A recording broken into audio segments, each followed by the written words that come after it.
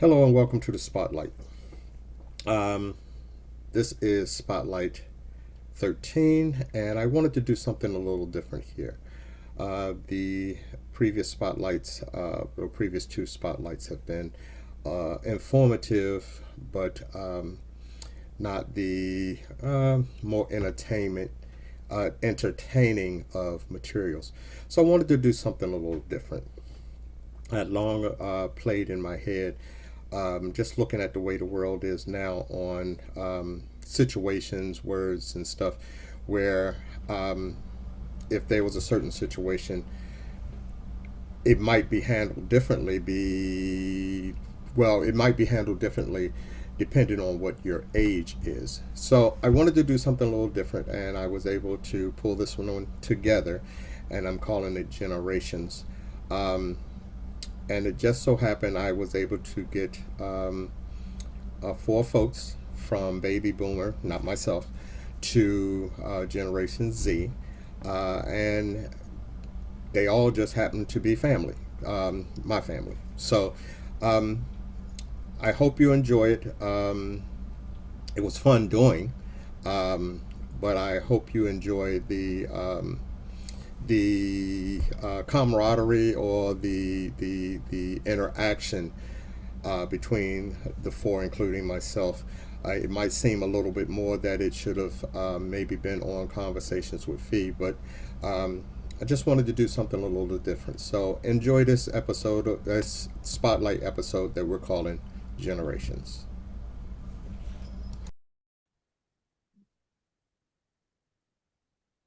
All right, good morning, good morning, good morning. Welcome to this week's spotlight. Um, I'm doing a little something different with this spotlight because I have been dealing with some things that were a little bit maybe heady and the life stuff with the last two spotlights was wills and trusts, and the other one was that on final expense. So I want to do something that I thought was going to be a little lighter, but it may not be. And if you guys, I got two screens, so this is where my screen is at. So if I'm looking over here, I'm looking at y'all, and the camera's here, so it look like make it look like for the side. Okay, all right. So um, thought it would be a little bit lighter in tone, um, and we're going to keep it a little lighter than what's been going on. This might have been a subject that should have went over to our sister show, Conversations with Fee, but I wanted to do something to get away from that little heaviness of informational, but a little heaviness. So today we have everybody. Basically, here is family, and I'll introduce everyone so you won't have to. Representing the baby boomers is Belinda Lane. You may have seen her Friday Sundown blog, which us and Reverend Jackie had had been a part of. Um, their family adopted me when I was young and led me into getting into church, where I am today. Um, Representing Generation X is Howard Jordan. Howard is part of the Florida family that you've seen, heard of. He's married to my niece, um, um, my niece and my goddaughter, and almost a daughter, but Howard is in Pensacola, Florida. He's outside of Pensacola and Navarre right now. Uh, uh, Representing Generation Y is my niece Sharon, and I've been with her since birth. She's one of my few nieces that I have seen from being born up to adulthood now. And representing Generation Z is her son Saman. His camera, he's at his desktop. His camera's not working, but his audio is working. Again, he's my second generation nephew that I've seen through. So how is everyone doing today? Doing well. Okay. So, like I said, I wanted to get something, and I'm calling it Generations right now, where we are representing um, four different generations.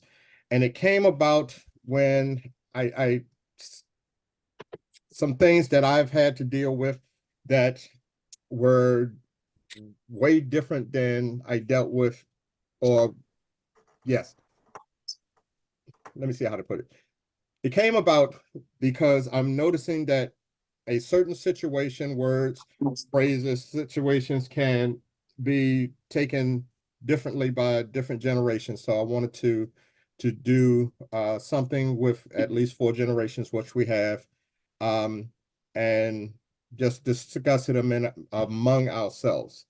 So let's take a little subject on everybody here has had a different childhood because of the years that they were born. So um,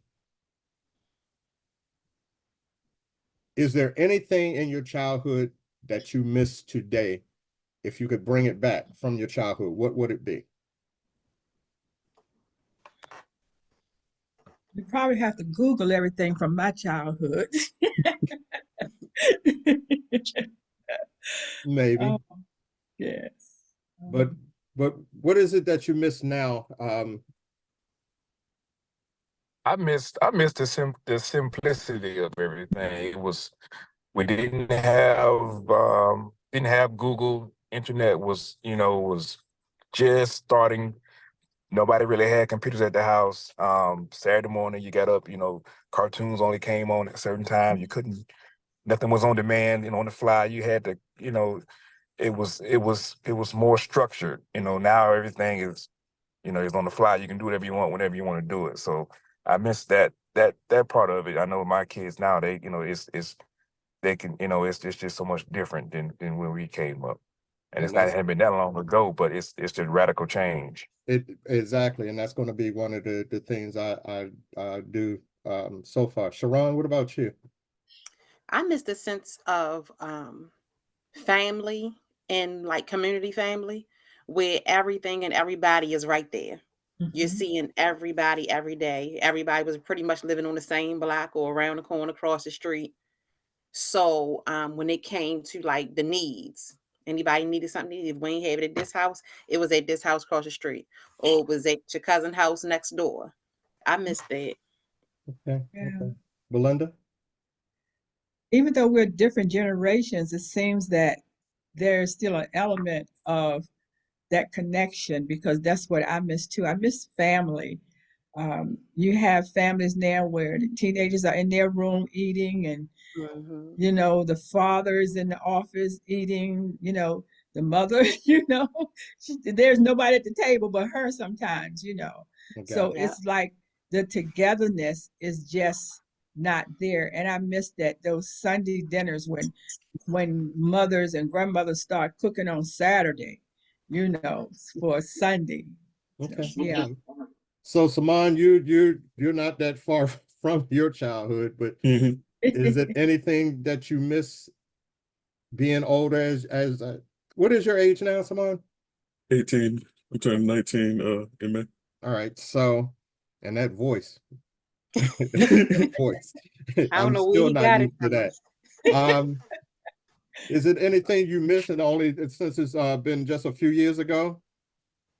I mean, as far as the internet, not having such a big grasp on what everybody does throughout the day.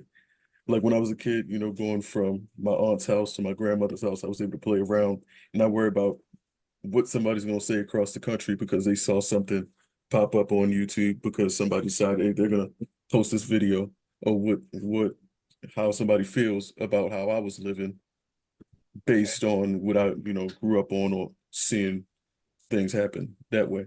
All right, You know. so that led into it, how it started it, and Saman did it. Social media. We didn't have to deal with social media. Um, and I say me, we is Belinda and I, and like for Howard say, and for Sharon, it came to a kind of a blossoming doing that. But social media, and that's so broad. Um,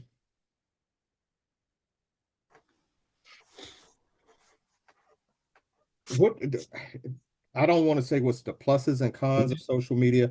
Uh, just give me I guess give me a description of what you think social media is a whole. And I'm letting Belinda answer the baby boomers. I have my own opinion, which I'll hold since I'm hosting.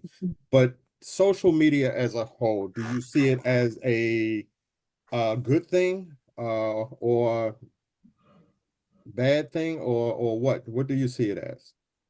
I don't stay on social media that much, but the good thing is that most of my friends, especially I worked at Sprint for about 16 years, and that's how we keep up with each other. We were very close, and I was one of the later ones that came on because most of my friends had been there like by the time we retired 20 and 30 years. So I was like the baby of the Sprint family when we retired. But we're on social media, so we're keeping up with birthdays and anniversaries and new grandchildren being born. So it keeps us still connected. And of course, when someone dies, we know, and it has been heart wrenching because I have lost in one of the groups that I was in, one of the departments I was in. I think I have lost everybody in that department that we worked in. It may have been about 10 or more of us. So for me, that's my plus. I very rare, like I say, go on social media, Instagram. Most of my sisters saying, "Well, did you go out to see your niece?" So that kind of somewhat.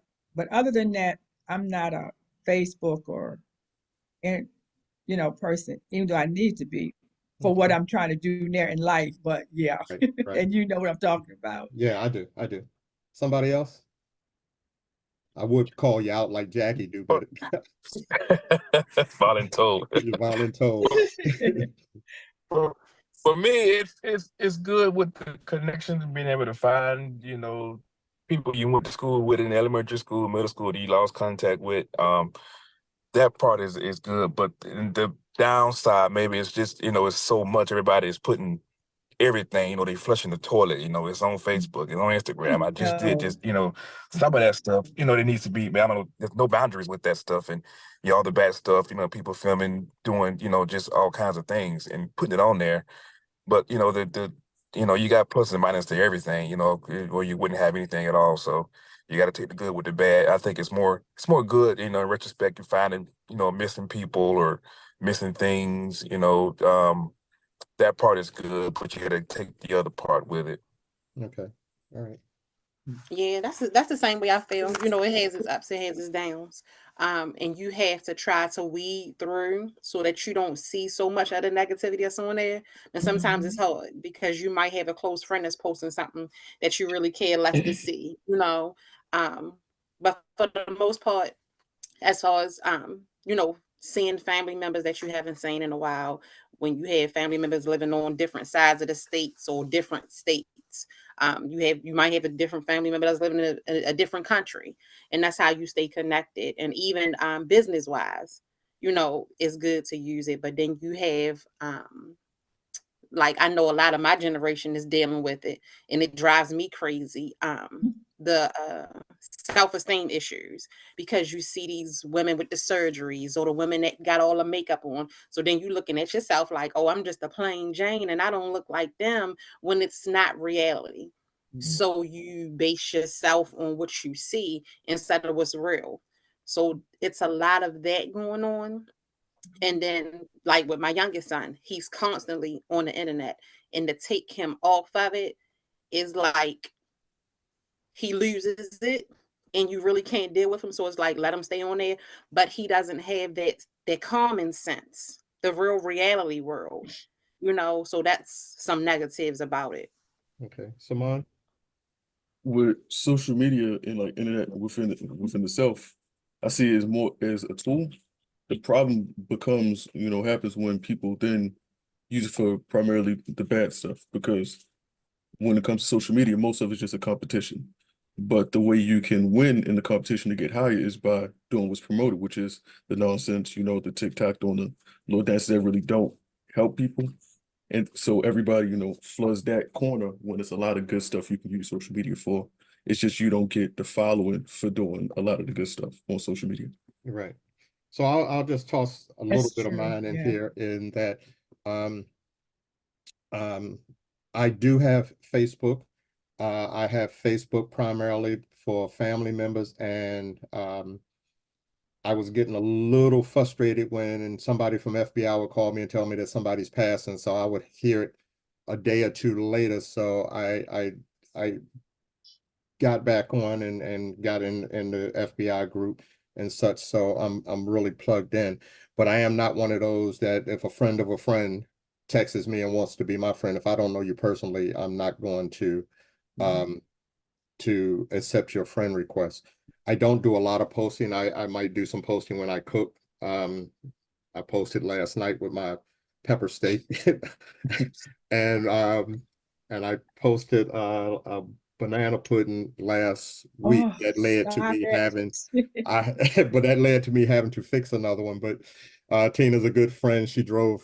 She was leaving Baltimore. She's down in St. Louis now, but that's the only thing I like about it. I don't like the like Sharon was saying, these self-esteem issues, body shaming. People are saying bad things about a certain person, and more than likely they're doing that because they have something wrong with themselves or something that they don't like about themselves.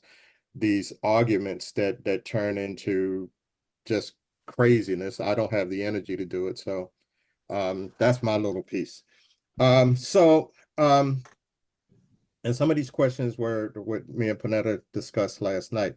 So, okay, we got social media, we got something. So the new thing is AI, artificial intelligence. You know, we're living with Alexa, we're living with Siri now. What are your views on AI? Because now I know there's a filter out there that they use on Facebook called Remedy that will take your face and it'll slim your body and do this and put you in different situations and such. I've even seen some where they've posted picture of like models that aren't really models. It's all AI. So AI is taking it's come up and coming, and it might be too new. I don't know if you know about it, Belinda, or whatever. You see it coming. Besides Google, I mean, Siri and Alexa, they're doing other things with AI. But let's start with Saman. What are your views on AI? Well, AI as of like right now Mm-hmm. is gaining more power and more intelligence. Like if you look to what happened recently with Elon Musk and his Tesla issues, it's primarily controlled by AI. You know, when you decide that you're gonna let the AI control your car and do what it's gonna do, it's gonna crash, and now it's gonna be a callback. Right, It's a lot of things when, like you were saying with the model. I found this out when I was in high school. They have a slice of pizza and it can make it into a model. It can make it into whatever it wants to do because it can get there. right, Or, you know, you can use it for putting somebody's face up there and make a video of them doing or saying something that they didn't do. right, So it's like right, it's getting too powerful and to a point where it could take over for the most part. Like if you look at robots, when we give them a physical form, you know, they're able to do more because all they really are is the internet, and a majority of our knowledge comes from that. So right. they have real pretty much all the knowledge once you hook them up to it. Good answer. So And we're going to come back to that because people like me looked at the Terminator series, and the Terminator series started with AI going crazy. So, yeah. all right, Belinda or Sharon, I know Howard probably got some. I see his eyes moving. He got something. So we'll let the ladies go next. Well, it's just new to me, once you get past Alexa, it's new. So I am that's about my extent. I do have some concerns because it just seems like you say, you think you're looking at something real and it's not real. And Mhm. I'm a science fiction fanatic, so I've seen a lot of, I've gone and saw the movies, and I'm like, oh my God, is this what we're coming to? So, Yeah, but there's as that new movie, yeah, The Creator, is right along that lines. And one what is thing it that called? happened in The Creator, with Denzel's son, I think has the lead in that, uh, Okay. David Washington, and there's a battle between AI and humans, and what it is that they're trying to destroy AI after they created it. But the guy, he deals with one of the androids, and he says that we didn't do that. It was a mistake in your programming that did it. We just got the blame for it. So everything can go bigger than it is. Sharon? I think it's scary. Like Simone pointed out, they can take your face and take your image and make a video of you doing something or saying something that you didn't do, and they can use that against you, and who knows, you can end up getting a charge. Or like even the political things with Trump saying, oh, it's fake news, and they got videos of Biden saying this and Trump saying this and Pence saying this, and you don't know what's real anymore. That's the scary part, so you can't even That's true. base, like, who do you want to vote for? Because what you might see a video of them saying and doing, or saying like, I want to help the community in this way, it could be fake. So it's like you don't know what's real anymore, not unless it's physically in front of your eyes. Right, right. Super. Well, and looking at now and looking at back when I was growing up, you see like Knight Rider and Inspector Gadget and stuff like that. And that stuff is now true. I mean, the cars, like they're driving, they're doing everything by themselves. And it could get to a point that, that we're, inferior to AI as a human race. So it's progressing so fast. And it's taking jobs, that AI is taking over everything other than like a physical. We have to, like a plumber or something, you have to turn a wrench for. Everything else is going away. Computers are just taking over, and they're managing themselves now, which is the scary part. And and it goes so far, like I said, and we can't stop it, because they're able to radically change on the fly by themselves. So how can you go and stop that? And their speed is, you can't get to it. So that's the scary part. Where does it stop? There's where is it? Where does the end? And there's no end in sight. It's just everybody's getting lazy and want everything to run by itself, but we're killing ourselves in the process. Right. And I agree with all of that. And I know that AI stretches beyond the boundaries of what we're even saying, but it is. I think it's making us a more lazier type person. I think that if you could set boundaries with it, it might be okay, but they're not setting boundaries with it anymore. Like you're saying, they're creating robots or artificial intelligence to create robots and artificial Right, intelligence. right. You Like know, I sent you that thing about Sam's. Now, they have the people at the door checking when you go out the door. Now they have AI is going to start doing that. Right. Yes. And it's like, so it's just, what's next? I mean, and computer makes a mistake, and now you going to jail or getting arrested for some Yeah. of the computer. It's taking over. So Right. Now, even in something like today, the Ravens are in the playoffs, and they're one of their games is today. But I've been hearing since in this season what the analytics say.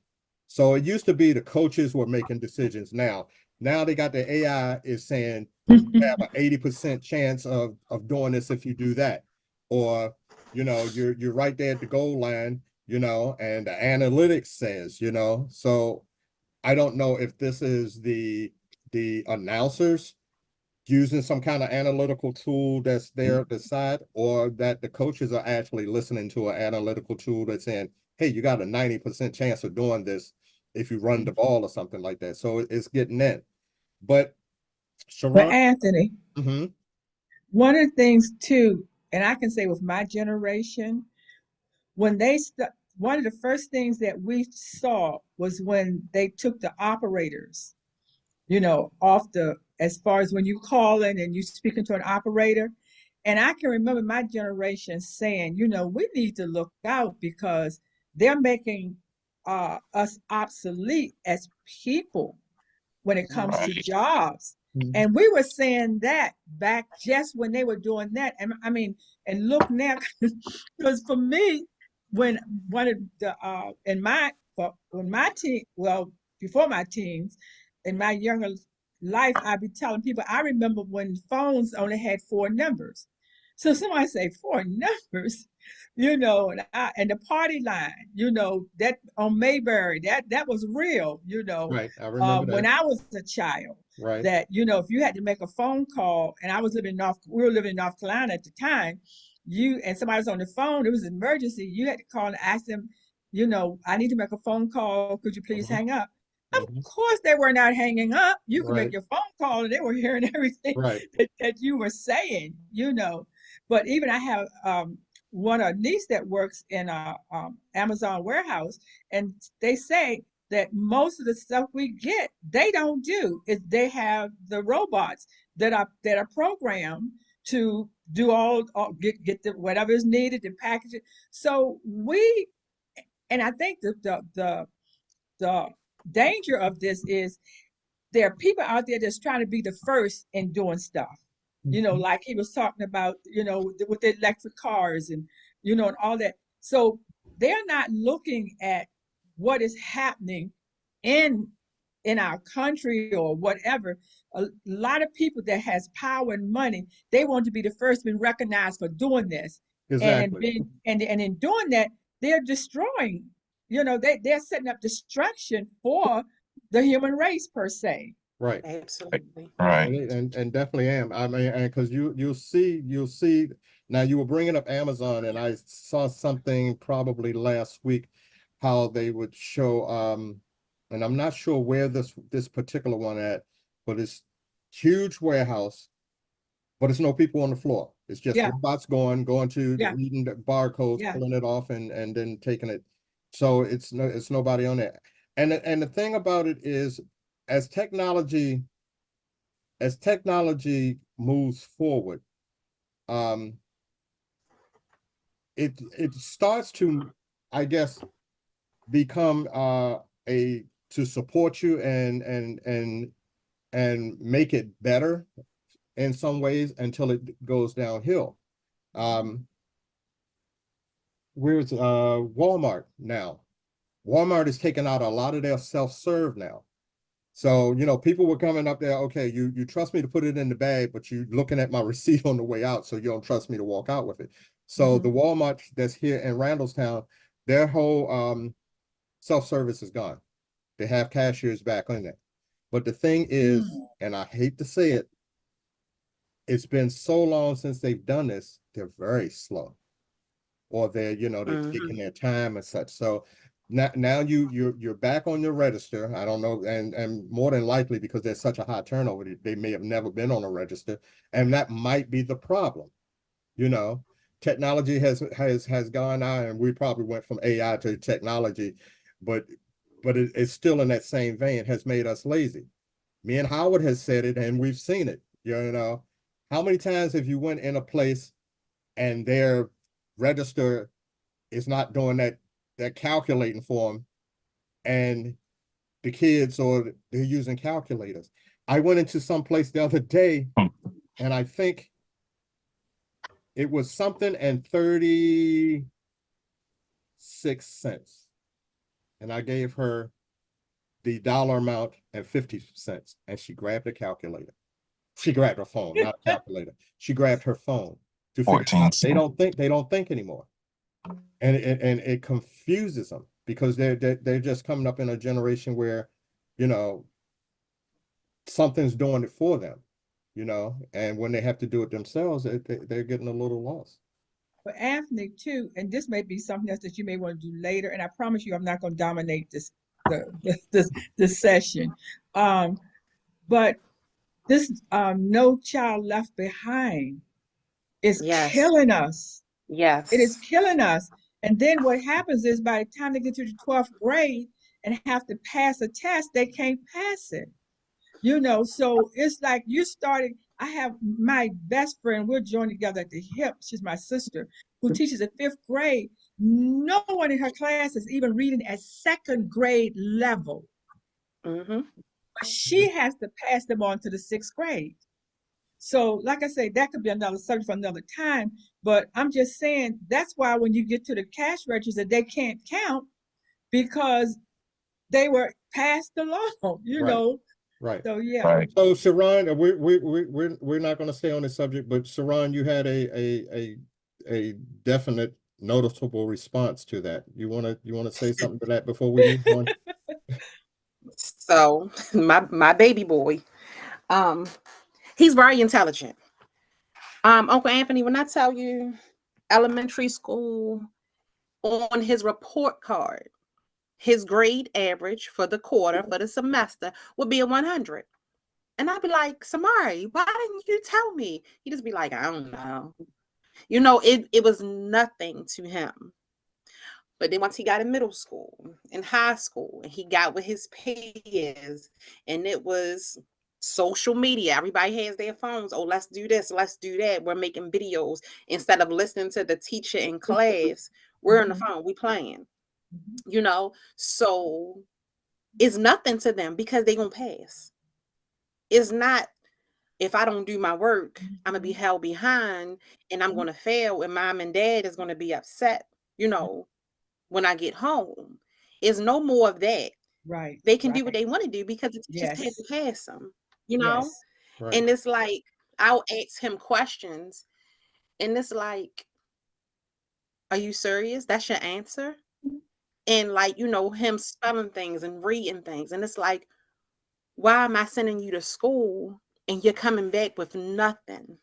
You know, so then when I'm trying to tell him things, and even Simon is only 18 months older than him, but he thinks differently when we try to tell him things because he's so focused on, you know, social media and all that. He's not paying us any mind because regardless of what, when he go to school, he's still gonna pay it to the next grade. Right. Right. Right. Yeah. And it's That's nothing that sad. I can do because And it's even worse for our going up to kids. school, you know, Uncle Mhm. Anthony, Yep. Yep. before, they say, oh, we can't pass and we can't hold them behind because then it's a emotional issue for them when they're held behind. Right. So now they know they're gonna pass anyway. Okay. So, and we're gonna leave this. Howard's wife is my goddaughter, but their daughter is my goddaughter as well. You know, I got two generations of goddaughters in the same family, and Monty's been different since she's been born, but she just absorbs stuff. You know, I'm glad to see that yes, she does deal with technology and social media, but she gets into her books, she gets into her reading, her art is going out there in Navarre now because little as she is, then she started getting into physical sports and stuff like that. So that's why they're in Navarre now, and I would be there if I was there because that's what we do. But I'm glad to see some kids are really, you know, embracing it, but the majority of them they're falling back. So I want to get back to when we were discussing this early. Sharon brought up Trump and well political. So without expressing individual political views, and I know that we came up. Politics has always been there, but we've seen different degrees of it as coming up. So without expressing individual political views, what do you think of politics as a whole? And we'll start with Super. It for me, I know coming up, it was always us as people of color. You were Democrats, no matter what, you always voted that line, you liked it or not. Now we have more radical view on things. People are not really for staying in that line. Majority seems that way, but you got to look at views of different people. Sometimes it's not based on the party status for me, even though I do seem to stay that way, but it's different, and to me they're all screwed up. I mean, so if you got to vote for somebody, you just just pick the best one because you end up with somebody in regardless. But they're all about they all have their underlying ways they're all doing something underhanded. It's just who's doing the worst, who's going to have the better outcome. Say for you, you get all these promises, beforehand, and nothing really comes to pass. It's just a big mess. There's no answer, no really good answer I can even give on that, because you're almost forced to go down there and just pick somebody, The lesser of two evils. and hope Yeah. for the best, and Right. just hope for the best. Right. So Saman, you're I don't know if do you have any, not an understanding, but do you have any opinion about politics as a whole, just looking at what's going on out there? Well, with politics, we got to realize that the people that are running for politics, running for big political positions, they're going to tell you regardless of what they believe you want to hear or what they've seen worked in the past. But that's to get them in there. A majority of the time, from Nixon all the way up to now, they've told you what they're going to do, and then once they got your vote, they're gone. They're not doing it because they had their own underlying agenda, like Super J said. They want to do what they were going to do from the jump. They just needed to get into that position. So that's how I see a majority of the politics. That's my nephew. I know, That's Mom, my you gotta you. be proud of him. That's my nephew. I told you. And they Ooh. say, how old is he again? Yeah, that's my nephew. Yeah. All right, Sharon. I now Simone keeps me abreast with everything, because Uncle Anthony, I'm like you, I can't deal with the drama. I don't like nonsense. I stay away from it. So since all this crazy stuff been going on since Trump been in the seat, I've backed off. I can't watch CNN anymore because it upsets my spirit. So I just can't do it, And like you said, the lesser of the two evils. That's all you could do, because it's really a joke. It's a game to them, just for them to gain more finances, and at the end of the day, we're losing as a people, because all they're worried about is their family and their finances and how they can take from this and not get caught. We're going to steal from this company. We're going to steal from the people. We're going to make them pay more taxes when we already rich. And we don't know them. We don't care about them. So it doesn't matter at the end of the day. So at the end of the day, we're losing regardless. So Saman brought up Nixon, and Belinda, you and I lived through those times and Yeah. before and up to now. So what about you? I think the thing politically, when I was living in Virginia, I was a part of a group, network of politically active Christian women. And so we would go around, doing time and coming up for voting and everything. One of the most disheartening things to me was it was known by politicians that in the Black community, all you had to do is go to the pastors, and they were the ones that were swayed. I'm talking about in my time, I don't know what it is now. They were the ones that would sway how the congregation voted, because the congregation listened. So there were Black pastors being paid off by politicians. And I remember one time I went to a town meeting, and this guy, he was Black, and he was telling the congregation, you need to do this, you need to do that. And I was sitting there just shocked. And so afterwards, because I was quite feisty back then, I didn't calm down a whole lot. And I went and asked him, why would you tell us to do something like that? And he said to me, he said, that's what they told me. And I said, what? I said, but you had to read I said, and reading the bill, what you think? He said, well, I ain't no time to read no bills. And I sat there and I was like, I was stunned. I mean, literally, I walked out there probably like a zombie, because I was like, I can't even breathe, because he had excited the people so, and they were standing up and yelling and everything. So you knew they were going to vote the way of what he had said.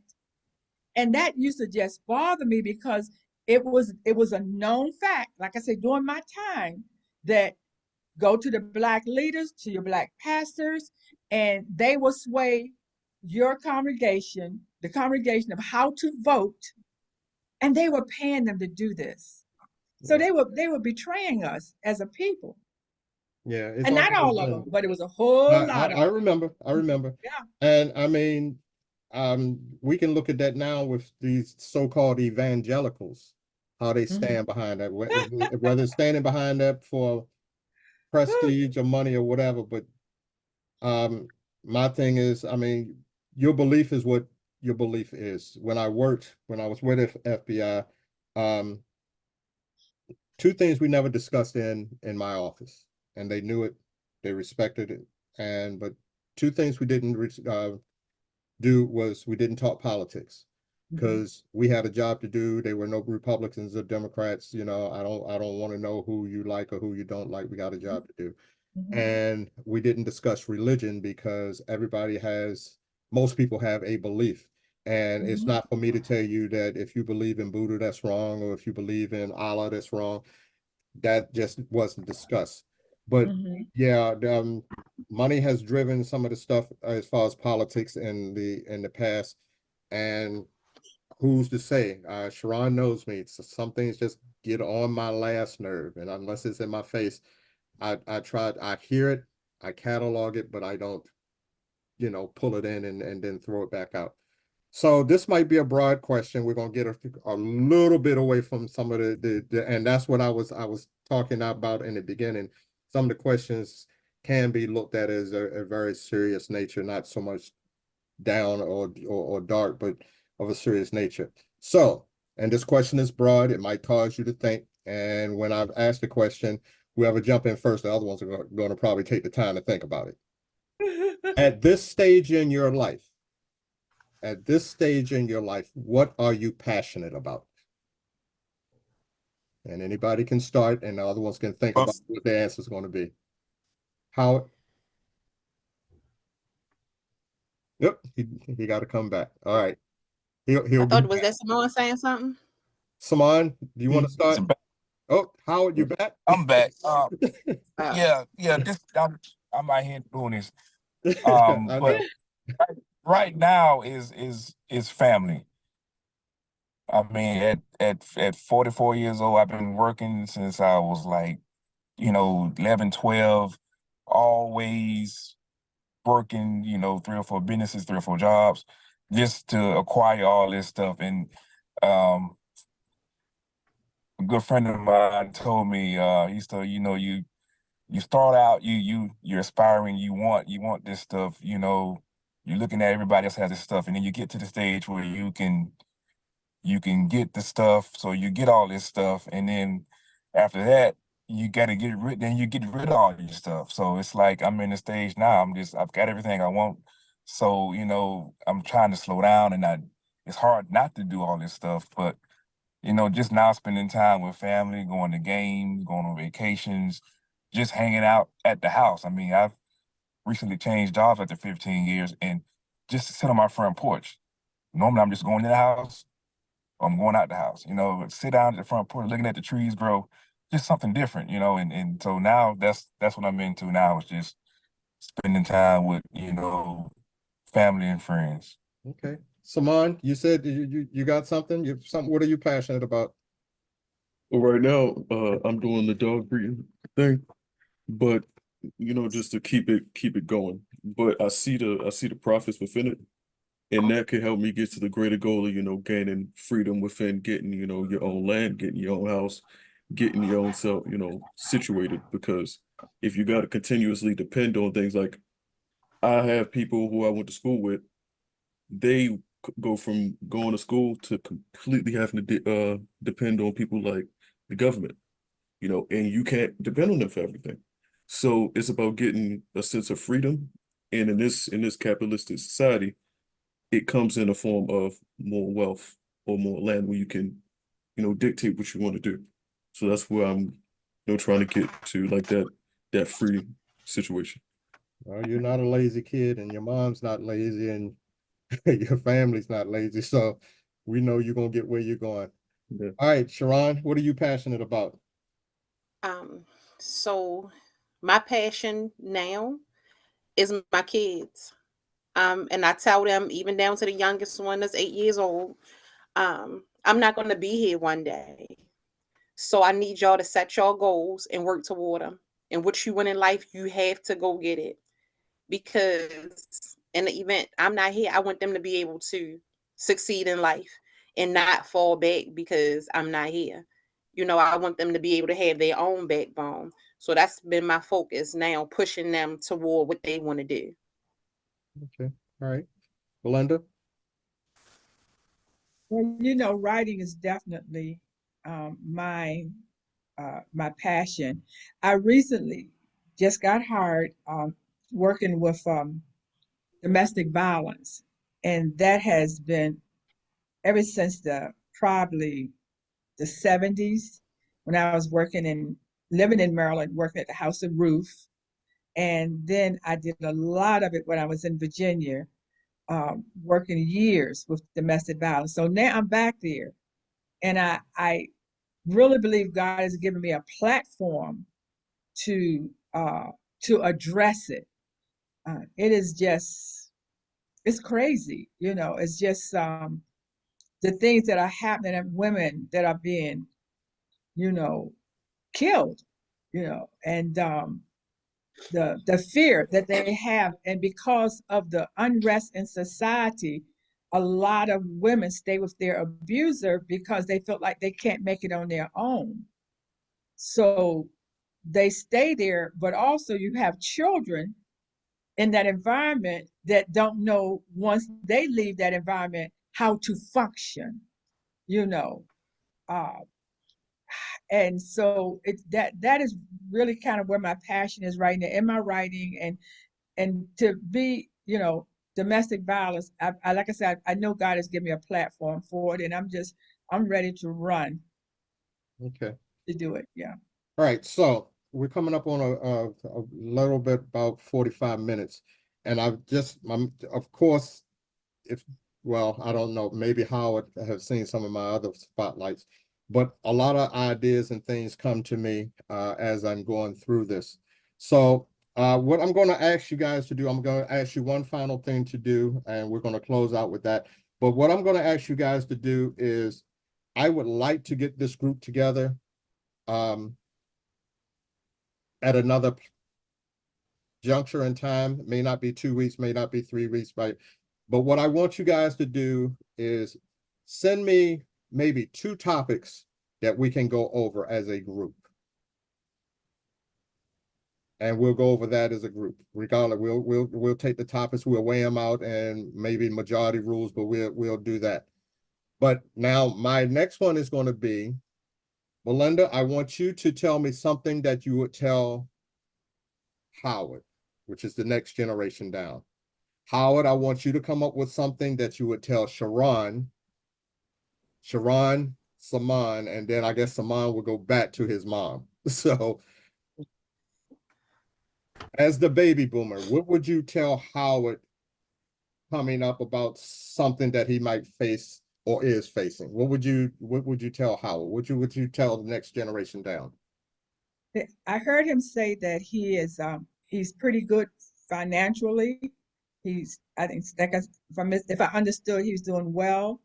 But what I would tell his generation is that take advantage of everything that you can financially. What I did not do is that I never wanted to be a manager or a supervisor. I felt like I had raised 3 children, which was my siblings, and I really literally did. And so I didn't want to be responsible for nobody. But what I found out was when Social Security time came about, what I get Social Security wise, I have to work, you know. And I've been working since I was 16. I'm tired of working. You know, I have worked over 50 some, almost 60 years. And I look at a cousin who that's all she did was in management. She was a nurse, or she was a head nurse, she was a charge nurse, she was this and that. Her Social Security is 3 times of what mine is. So I always try to tell the younger generation, stay aware. When you get those statements first start coming in, and they'll tell you, stay aware. it may not be, Social Security may not be for you. Well, Howard, it probably will be for you, but my two generations down, Mr. Davis, it may not be for you the way it is for me, but it'll be some form. Put yourself in a position that you can set out, sir, on your front porch, and you don't have to worry about nothing. But also that you're teaching your children that they can 10, 20 years sit out on their front porch and don't have to worry about anything. We have to make sure we're teaching and training our children to make sure that they are in good positions. Okay. And I could go on, but I'll stop there. Yeah, okay. So, and I have the benefit of knowing everybody here and what they're going. There go my baby. Hey, Monty. And there's my other baby. Hey, baby. So, Howard, what would you tell Sharon? She's the next generation down. What would you tell Sharon? You know, and being a few years older, I mean, it's just take everything as, you know, for what it is. I know you may not be so into the social media and stuff. A lot of people in your generation are just really took it and just ran with it. But I see, you know, I hear about what you're doing. So what I would tell you is you're already doing it. I mean, you are, you know, you're raising your kids. It's not a lot of people, they're depending on the government, depending on other people to do things, but you're doing the right thing. So I think you're doing a good thing, and just keep doing what you're doing. Is what I would say. All right. Thank you. Sharon, now you're talking to Saman and you're talking to him all the time, but I guess you're going to do a public here. So. Yeah, because I'm going to tell them what I always tell them. Focus on you and what you want, regardless of what society says or regardless of what family says. Stick to what you set for yourself and run with it. Don't feel bad about any decisions that you make. If you don't include somebody, do what you had to do for you, as long as it sits right with your soul and is in line with God. Okay. All right. Now, Saman, I'm gonna change up on you. I was gonna say talk to your mom, but talk to your uncle here. I know I know what's going on with you sometimes, not all the time. I just trust in Sharon and who she is and what she's doing. But if you're talking to your Uncle Anthony, what would you tell me?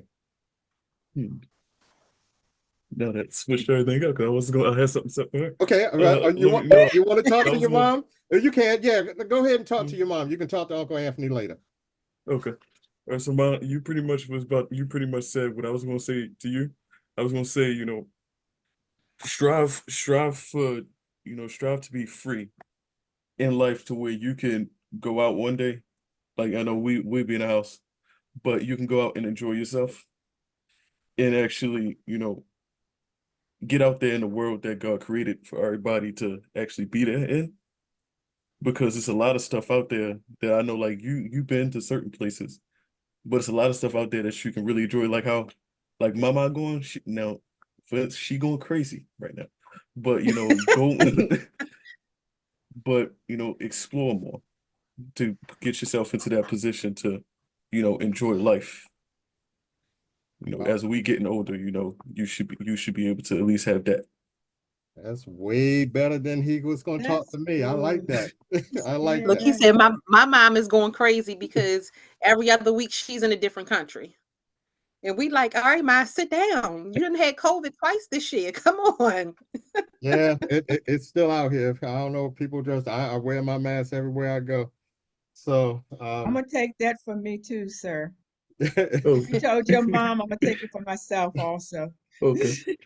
all right. Well, I thank you so guys for sweet. coming on. I do want to get back together because we went over some of the general questions and we wandered about, but every response from our oldest to our youngest was spot on. It was spot on. So, but yeah, let's maybe in a month or so, let's choose a subject or two and we'll give it maybe 15 minutes apiece and maybe make it about 30 minutes. That sound good? Sounds good. Sounds All right. good. All I right. appreciate you guys. All right. I hate to ask you right on the thing, Howard. Y'all on your way home? No, we got another game at 1:30. All right. All right. You know what my rule is. Take care of my girls. You know. Oh yeah. You know. Go All get right. I something to thank eat all and of come on y'all. back. I thank all of y'all for being on. I'm going to end this, and then I'm going to speak to you just briefly after we end this recording. But just say bye to everybody. All Bye, right. everybody. All Bye, right, bye. family. Okay. So that was our spotlight on generations. And here's my closing, I guess. When this came to mind, I know that I wanted someone from several generations, but I just did not know how it would flow. Just last night, in talking to my wife, I really wasn't sure on the way I would ask the question. She was asking, are you just going to use a word, or are you going to use a situation? And I really didn't know. I jotted down a couple of questions. I hope you enjoyed it, because I did. And for me, it turned out way better than I thought it was going to. And like I said during the dialogue, that I often get new ideas when I'm in the middle of these spotlights. And I'm thinking that this generation's group, this generation's gang, whatever you want to say, this group here meshed very well. We're in different parts of the country. As you see by the generations, we're different generations or age groups, but I think this turned out well. So I'm actually going to entertain the idea with myself and maybe with them, that we get together ever so often and maybe talk about something that's currently in the news, or just what we see. You may have heard me say on a couple occasions about customer service. I never did get around to customer service. If we all walked into a restaurant and something was said or a situation, how would each one of that generation think about it? To me now, there is no customer service. A lot of places I go, the people are rude. It may not bother someone like Saman, because he's seen it as he's coming up. To me, it bothers me. Like Belinda said, I've changed from the dude that I used to be, so now I'll just walk out. I just won't give you my money. But I'd like to get this group back together and talk again over certain situations and things, and it won't be just on things that I have as subject matter. I've given them the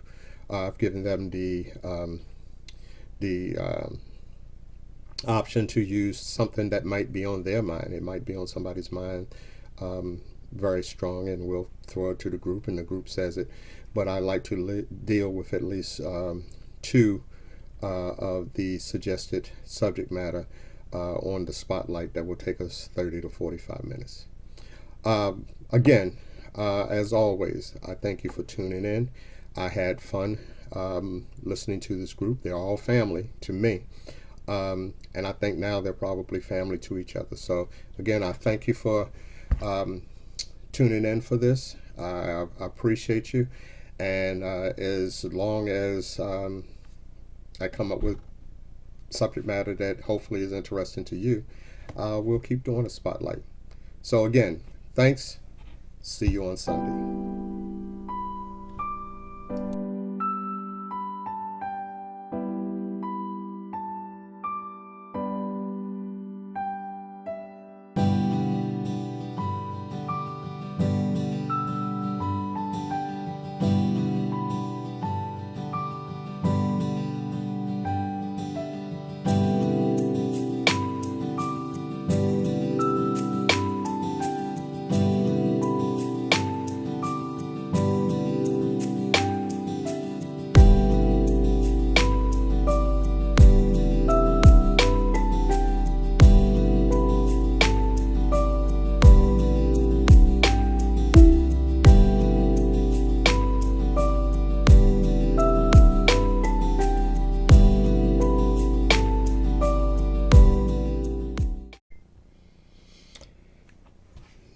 haven't walked into or waited to the end of a Marvel movie. But I'm hoping that you waited to see this announcements for our next spotlight. Our next spotlight, Spotlight 14, where our own Pastor Phil and three other pastors will be talking about how it has been to pastor after a pandemic. That's right, we're going to have four pastors sitting in a panel of sorts, or a Zoom panel of sorts, and talking about how it has been and what changes have happened in their congregation and the way they've delivered their word. Again, be here for Spotlight 14, Pastoring After a Pandemic. See you then.